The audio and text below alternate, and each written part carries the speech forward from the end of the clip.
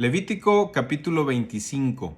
Este capítulo nos habla del año de reposo, el año sabático y el año de jubileo. Dios les ordena al pueblo de Israel estas dos festividades, digámoslo así. Inicia el capítulo diciendo: Jehová habló a Moisés en el monte Sinaí diciendo. Estas leyes fueron dadas por fe al pueblo de Israel porque todavía no entraban a la tierra prometida. Todavía estaban acampando en el monte Sinaí y es ahí donde Moisés recibe estas leyes. Israel permaneció en el monte de Sinaí a partir del capítulo 19 de Éxodo y durante todo el libro de Levítico hasta el capítulo 10 de Números, para que usted tenga una idea, todo el tiempo que estuvo allí no se movió. Dice el mandamiento así: la tierra guardará reposo para Jehová. Obviamente esto llamó a Israel, al pueblo de Israel, a confiar verdaderamente en Dios, porque era un año donde no tenían que trabajar la tierra y de ahí era el sustento del pueblo de Israel. Pero Dios les decía que tenían que confiar porque Él iba a proveer lo suficiente en esas cosechas de 6 años. En el año 6 Él iba a proveer lo suficiente para que en el séptimo año no cosecharan, no trabajaran la tierra, y les promete que van a tener para el año séptimo y octavo. Ahorita lo vamos a leer. Del verso 3 al 7 dice cómo dar a la tierra su reposo. El séptimo año la tierra tendrá descanso, reposo para Jehová. Esto aplicaba a los cultivos de granos, las plantas frutales. Israel debía hacer esto como una demostración radical que la tierra pertenecía a Dios y no a ellos. Ahora, algunas razones por las cuales Dios pudo haber pedido esto. Número 1, era un poderoso testimonio, como ya dije, de la dependencia de Dios. Israel declaraba su creencia de que Dios iba a satisfacer sus necesidades. También era una sabia administración de la tierra. Darle a la tierra un descanso cada 7 años ayudaba a restaurar los nutrientes vitales del suelo que normalmente se agotan por uso constante. O quizás una de las razones del año sabático era poner a todos en el mismo lugar en Israel. Tanto pobres como ricos tenían que confiar en Dios, que proveería esto en una circunstancia incierta. Bueno, esa era la primera parte de este capítulo. La segunda parte, del versículo 8 en adelante, Dios les ordena a tener un año de jubileo. Y este es muy interesante porque había que contar 7 semanas, es decir, 7 veces 7 años, o sea, quedaban 49 años.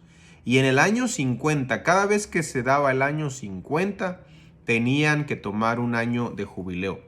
Algo así como un doble año sabático, o sea, no tan solo el año sabático que correspondía, sino que después de 7 veces 7 años tenían que tomar otro, así que era doble.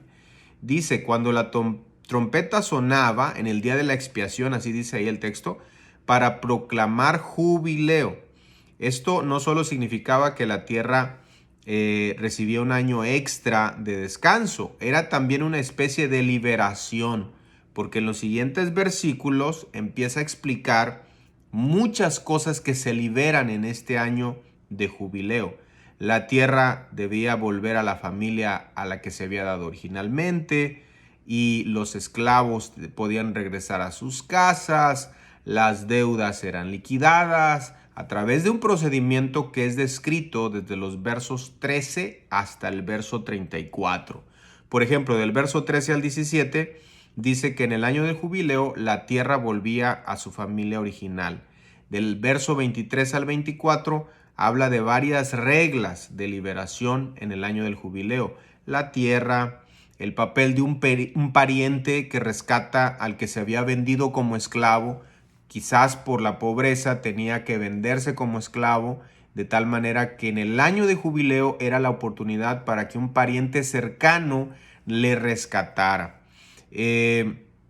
Más o menos como lo que pasó en la historia de Ruth, que el pariente cercano rescató.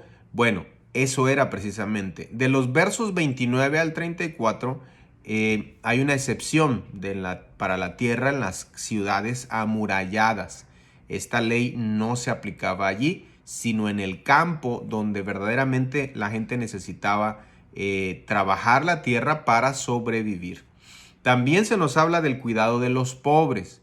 En el año del jubileo muchas deudas y compromisos eran terminadas, y en los siguientes versos del 35 al 38 habla de estos préstamos a los pobres y cómo en el año del jubileo se terminaba eso. Era como reiniciar de nuevo, era una oportunidad para aquellos que se habían endeudado, para aquellos que habían tomado malas decisiones.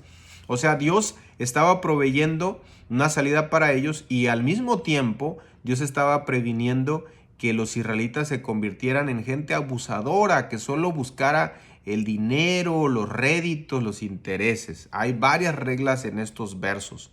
Del verso 39 al 46 da reglas específicas cuando un hebreo, se convierte en esclavo por causa de una deuda.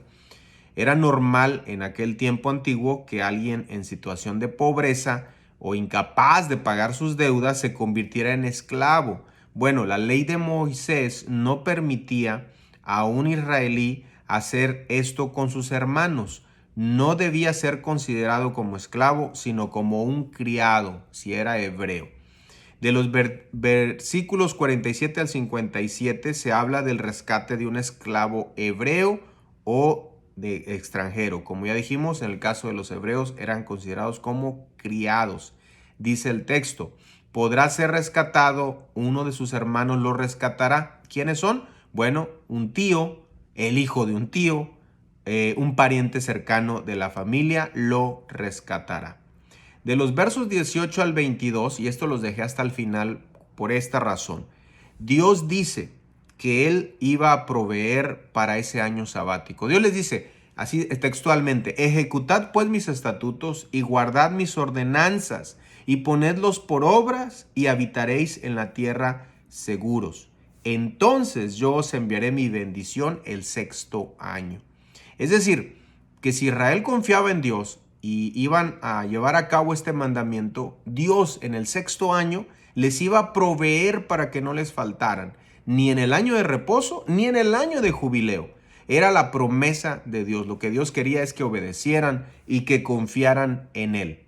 Si obedecemos a Dios, incluso cuando no tiene sentido, podemos confiar que Él va a proveer para nuestras necesidades. Si buscamos primero el reino de Dios, como dice Mateo 6, si buscamos a Dios y su justicia primeramente, todas las demás cosas nos serán añadidas.